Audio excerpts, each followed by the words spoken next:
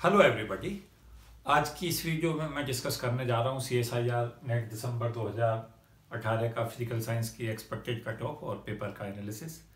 और इसमें मैं बताऊंगा कि कौन कौन से क्वेश्चन ऐसे थे जिन्हें आप सॉल्व कर सकते थे इजीली, और साथ साथ ये भी बताऊंगा कि मेरिट की क्या एक्सपेक्टेशंस हम कर सकते हैं इस बार।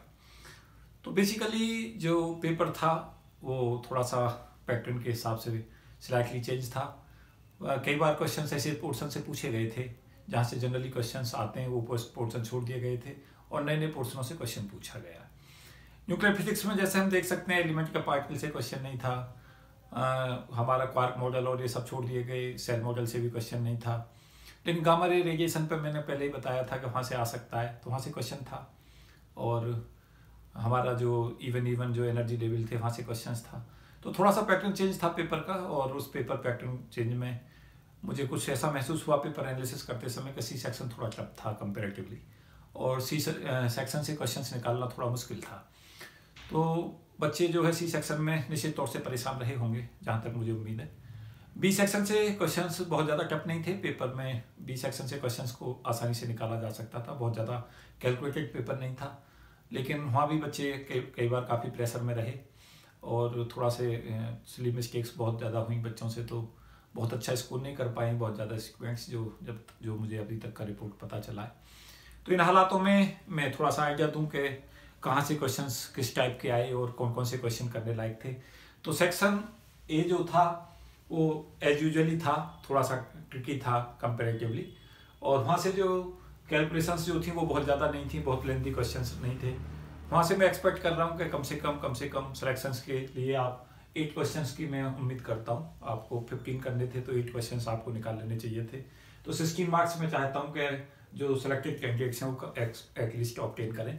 16 से थोड़े ज़्यादा मिल जाए अच्छी चीज़ है, लेकिन 16 के अराउंड जरूर होना चाहिए एक स्कोर।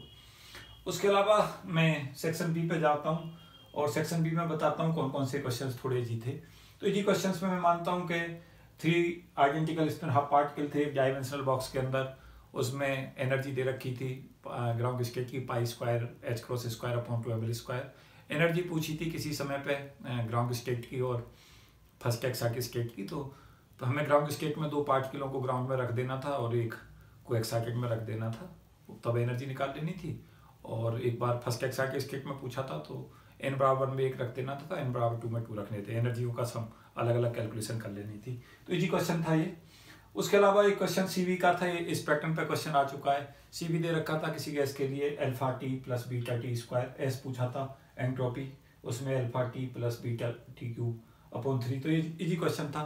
सीवी को T Q upon D T करना था और डी क्यू को टी डी एस लिख देना था, उसके बाद उसकी प्रॉब्लम को सॉल्व कर लेना था। तो ये भी इजी क्वेश्चन था। एक प्रोबेबिलिटी पे क्वेश्चन था, किसी समय पे हार्मोनिक ऑसिलेटर की फॉर्म का क्वेश्चन था, जिसमें हमें पी आर बराबर ई की power minus beta E R upon summation E की power minus beta E R करके आंसर निकालना था। तो ये भी इजी क्वेश्चन था। 1 माइनस ई की power minus H cross omega upon के आंसर था। तो इजी क्वेश्चन आया था, ये भी ग्राउंड स्टेट में पूछी थी प्रायिकता, तो इजी क्वेश्चन था ये भी। उसके अलावा रीजन या पोलोनोमियल पे था, मैंने क्वेश्चन यहाँ पे डिस्कस कर दिया है क्रम में, जहाँ पे रीजन या पोलोनोमियल में एक्सपेंशन दे रखा था, पी नॉट एक्स की वैल्यू दे रखी थी, P1x P2x दे रखा था, सी नॉट पूछा था। सिंपल क्वेश्चन था, केवल कोफिशिएंटों को इक्वेट करना था, सी नॉट की वैल्यू 2 आ रही थी, ये भी जी क्वेश्चन था। उसके अलावा डिफरेंशियल इक्वेशंस थी X square d2y upon dx square plus 5x dy upon dx plus 3y बराबर 0। इसका सोल्यूशन y बराबर a upon X plus B upon X square आ रहा था। इसको अगर सोल्यूशन को पुट करके भी देखेंगे तो उससे भी कर सकते थे। तो ये भी एक इजी क्वेश्चन था, ये दोनों इजी क्वेश्चन आए थे। उसके अलावा कुछ इजी क्वेश्चंस मैं बताता हूँ। एक डिजिटल इलेक्ट्रॉनिक्स का था, टेबल दे रखी है, उसमें केबल और केबल जो हमें वो वाई की वैल्यू दे रखी थी, मैचिंग करके देख लेना था तो कौन सा सेटिस्फाई कर रहा है। तो ये भी एक इजी क्वेश्चन था डिजिटल इलेक्ट्रॉनिक्स का। मैट्रिक्स से आइगन वैल्यू पे क्वेश्चन था, 3/3 की एक हमें किसी समय मैट्रिक्स दे रखी थी, ई की पावर ए की आइगन वैल्यू दे रखी थी स्मॉल ए, और 2 का मल्टीप्लिकेशन पूछा था, 1 उसका आंसर था। तो ये भी इजी क्वेश्चन था। वी बराबर V naught cos hyperbolic X upon L पूछा दे रखा था पोटेंशियल, और टाइम पीरियड पूछा था जिसका टी बराबर 2 pi ml square upon V naught answer आ रहा था। ये भी इजी क्वेश्चन था, कई बार क्वेश्चन इस पैटर्न का आ चुका है पहले भी।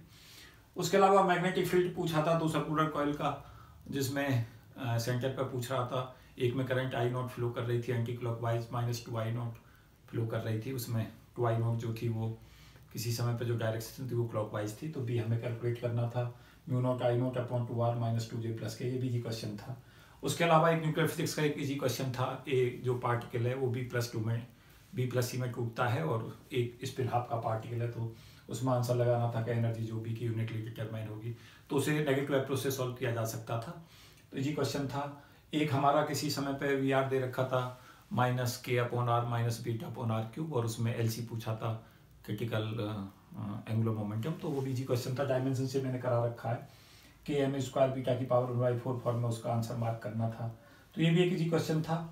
उसके अलावा V22 डाइपोल पूछा था चार्ज में, वो भी इजी क्वेश्चन था, जिसमें V बराबर 1/4πε0 p cos θ/r² हमें अप्लाई करते तो इजीली उसे सॉल्व कर सकते थे, थीटा को 0 रख के और r को L/2 p बराबर QB लगा के, तो इजी क्वेश्चन था। H दे रखा था, E पूछा था, ये भी एक इजी क्वेश्चन था। एनाइसोट्रोपिक हार्मोनिक ऑसिलेटर का क्वेश्चन था, जहाँ पोटेंशियल एनर्जी दे रखी थी 12m² x² plus 2m² x² plus 8m² z²। Energy पूछी थी 7/2 h क्रॉस ओमेगा, ये भी एक इजी प्रॉब्लम थी, ज़्यादा मुश्किल क्वेश्चन नहीं था। मेरी वीडियो में मैंने ऑलरेडी डिस्कस कर रखा था, ये क्वेश्चन मेरा डिस्कस किया हुआ था इस पैटर्न पर। उसके अलावा ये बी का जो है ये भी मैंने डिस्कस किया हुआ था ऑलरेडी। वी दे का टाइम पीरियड की मैंने पहले प्रोजेक्शन कर दिया था कि ऐसा क्वेश्चन पूछा जाएगा। उसके अलावा पोटेंशियल ड्यू टू डाइपोल पर मैंने कई क्वेश्चन करा रखे थे ऑलरेडी। एच दे के ई और ई से कैलकुलेट करके एच में पहले प्रोजेक्ट कर चुका था कि यहाँ से क्वेश्चन आएगा, तो वहीं से क्वेश्चन था। उसके अलावा एक्सपेक्टेशन ई का मेरा फेवरेट क्वेश्चन रहता है, एक्सपेक्टेशन ई की value P1 E1 plus P2 E2 plus P3 E3 पे, उसी पे क्वेश्चन था हाइड्रोजन एटम के लिए, जहाँ एनर्जी -5.1 इलेक्ट्रॉन वोल्ट थी। एक हार्मोनिक ऑसिलेटर में अनसर्टेनिटी प्रोजेक्ट पूछा था डेल एक्स डेल पी का, n plus half H cross रह के n को 0 रखना था। तो ये क्वेश्चन थे, 14 क्वेश्चन ये हैं और 2 ये हैं, तो ये 16 क्वेश्चन थे जो इजी क्वेश्चन थे, जिन्हें बहुत आसानी से सॉल्व किया जा सकता था। लेकिन फिर भी क्योंकि यहाँ जब हम पेपर्स के बाहर निकल जाते हैं तो सभी क्वेश्चन इजी लगते हैं, पेपर में थोड़ा सा प्रेशर भी रहता है और पेपर में थोड़ा कंसंट्रेशन की भी प्रॉब्लम रहती है। लेकिन मेरी एक्सपेक्टेशन ये है कि आप 16 भी ना करें तो 11 क्वेश्चंस के मार्क्स जो है आपको मिल जाने चाहिए, 12-13 सही करें तो अगर आप 11 तक जाते हैं तो इट्स ओके। तो 11 में मैं मान के चल रहा हूँ कि 11 अगर आपने किए और 3.5 का एक क्वेश्चन है तो 38.5 मार्क्स के अराउंड आपको इस पोर्शन से ले लेना चाहिए। और उसके अलावा सेक्शन सी में मैं कुछ प्रॉब्लम डिस्कस कर रहा हूँ जो इजी थी। एक हैमिल्टनियन दे रखा था ½ p² प्लस x² और p dot plus √2x dot पूछा था, इसकी वैल्यू डेरिवेटिव, डॉट का मतलब टाइम डेरिवेटिव, इसकी वैल्यू किसी समय पूछी थी, इसमें हमें सिंपली मार्क करना था √2p - x, तो इसका पहला ही आंसर था, इजीली हम इसे सॉल्व कर सकते थे। Hamilton canonical equation of motion मैंने डिस्कस की थी, उसी के एप्लीकेशन पर मैंने प्रोजेक्ट कर दिया था, इस पर क्वेश्चन आ सकता है, इसी से आया।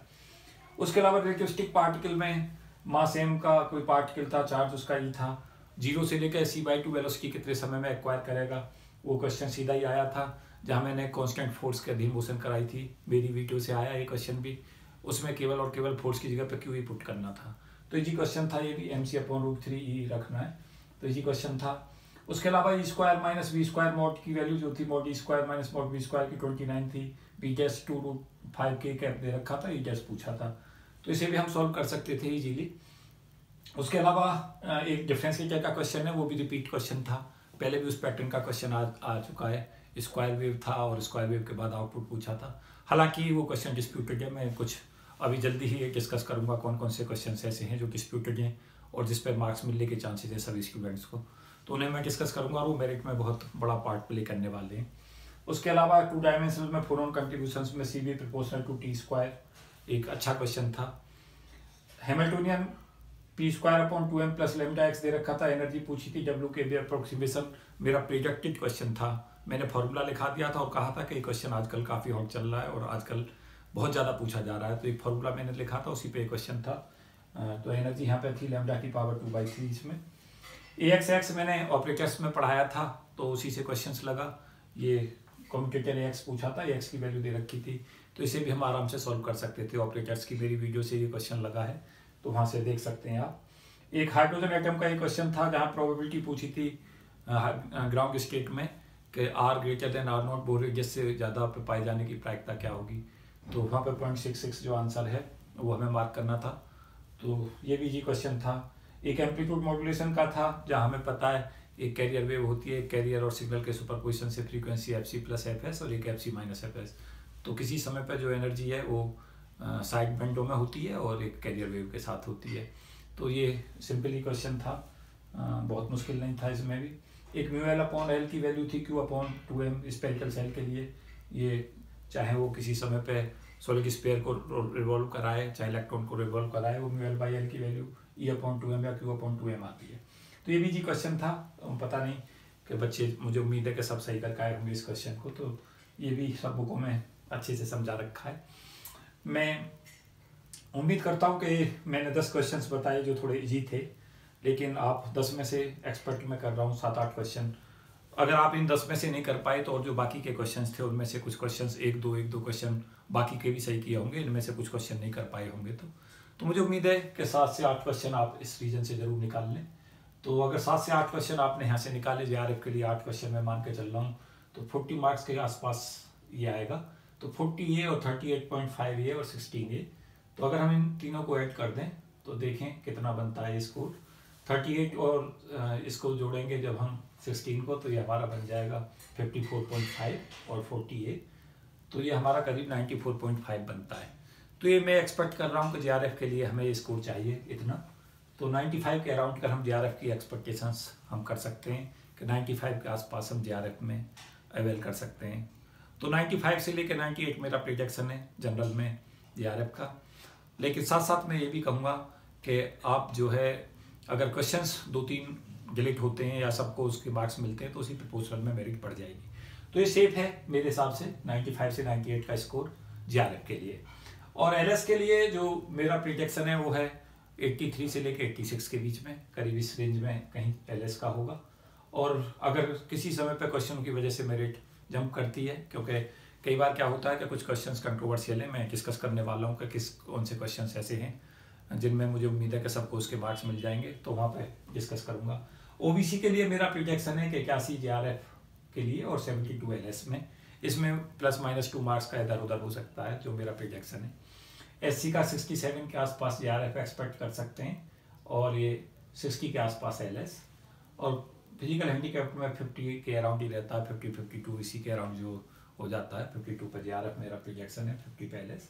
तो ये मेरा एक्सपेक्टेड स्कोर है। लेकिन साथ साथ मैं ये भी बता दूं कि जितने अभी मेरे स्टूडेंटों से बात हुई है, ये मैं पेपर के प्रोस्पेक्ट्स में बता रहा हूँ, लेकिन स्टूडेंट्स बहुत बेटर नहीं कर पाए हैं पेपर में। तो उम्मीद मैं कर रहा हूँ कि हो सकता है मेरिट इससे थोड़ी डाउन भी जा सकती है इस वजह से।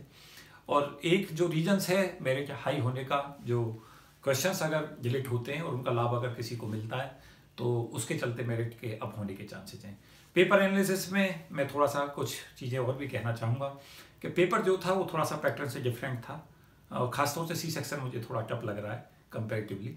B सेक्शंस जो है थोड़ा इजी मुझे महसूस हुआ, मैंने जब पेपर को देखा है बार बार तो मैं महसूस कर रहा था B सेक्शन थोड़ा इजी था, B से आप ज़्यादा क्वेश्चंस निकाल सकते थे। C कंपेरेटिवली टफ था और C में इन डेप्थ रिक्वायरमेंट थी तैयारी का। तो फिर भी जिन लोगों ने अच्छा किया है और जो एक्सपेक्ट कर रहे हैं कि हमने इससे अच्छा किया है, इससे ज़्यादा स्कोर किया है, तो मेरे हिसाब से वो सेफ साइड में है। लेकिन जो थोड़ा इससे 2-4-5 नंबर कम है वो भी होपफुल रह सकते हैं। लेकिन जिनका स्कोर काफ़ी कम बैठ रहा है 70 या 70 से नीचे, तो जनरल में बहुत कम चांसेस हैं उन लोगों का होने का। लेकिन आप हिम्मत ना हारें, आगे के लिए आप प्रिपेयर करें। और मैं बहुत ही जल्दी एक वीडियो अपलोड करने वाला हूँ कि आप गेट और जेम के लिए कैसे गेट जेम और जेस्ट के लिए कैसे प्रिपेयर करें। तो एक जेम के लिए मैंने ऑलरेडी वीडियो डाल ली है, उस वीडियो को देख लें। और जो गेट और जेस्ट वाले, गेट और जेम वाले जेस्ट की तैयारी करने वाले स्टूडेंट्स हैं PG वाले, उनके लिए मैं जल्दी स्ट्रेटजी देने वाला हूँ, तो उस वीडियो का इंतज़ार करें। तो शुभकामनाओं सहित इस वीडियो में केवल इतना ही।